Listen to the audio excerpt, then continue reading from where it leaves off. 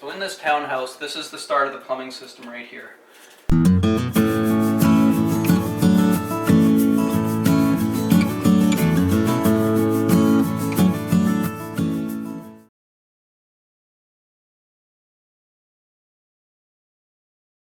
So in this townhouse, this is the start of the plumbing system right here.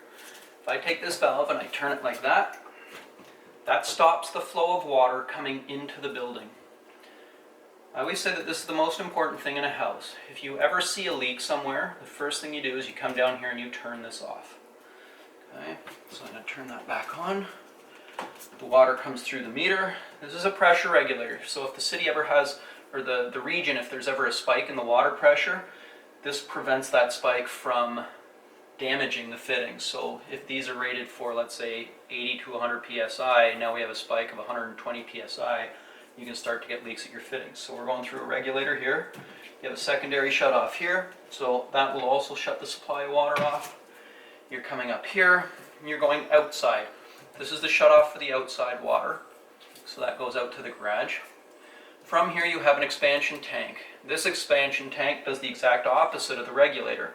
If you ever have a drop in water pressure, this little tank, think about this as being like a water balloon, where that balloon constantly puts pressure into the system. So if I ever have a drop in my water pressure, that balloon that's in there is going to force some water into the system to help maintain pressure, to keep it from dropping too low. From there, those pipes come up. They go over to the water heater right here, which I will show you. Hot and cold comes off of that. That turns and goes upstairs. The thing that's kind of nice with heating systems like this one, they're pretty simple.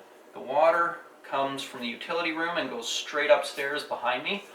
And then with the drains, let's see if I can show you the drains right here.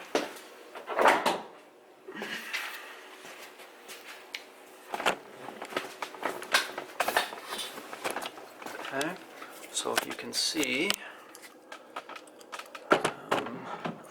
there's where your hot and cold water goes upstairs.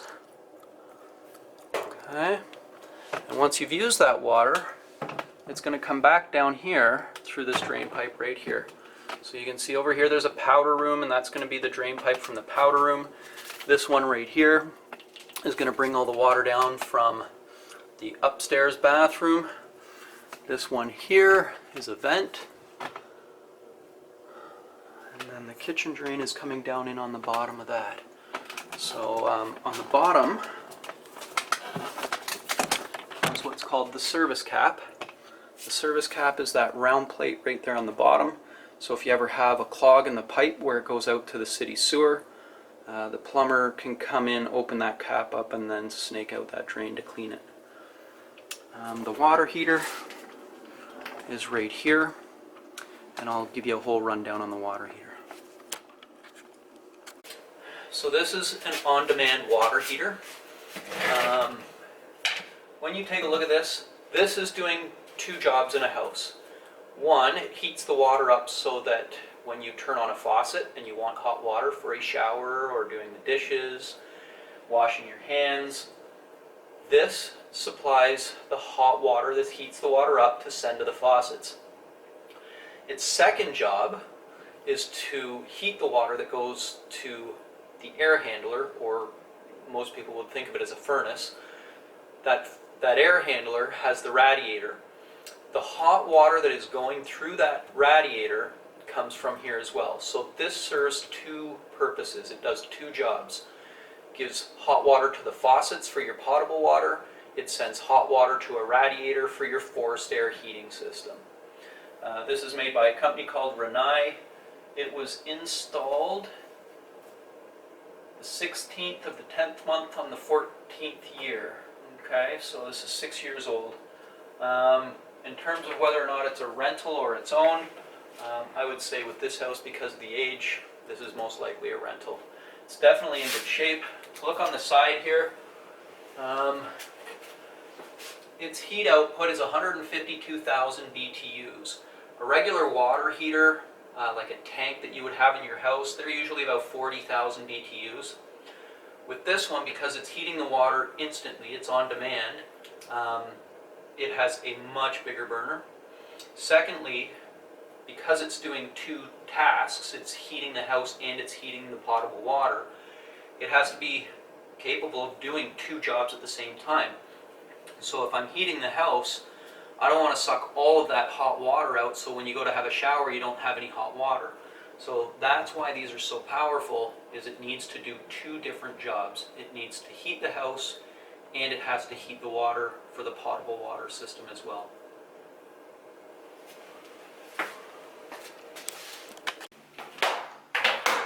Okay, so going through this bathroom, I turn on the hot. This is the master ensuite bathroom. Okay, just checking the drain for any leaks. I'm waiting for the hot water to show up. Okay, toilet.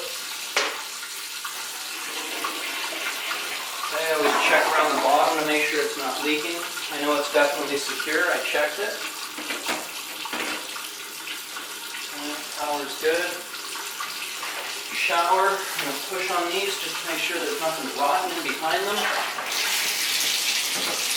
Okay. I've got the hot water going right now. I'm going to run it through the shower head. I put the plug down on the tub so that it starts filling up with water as I'm doing this. Okay, there's the shower head running.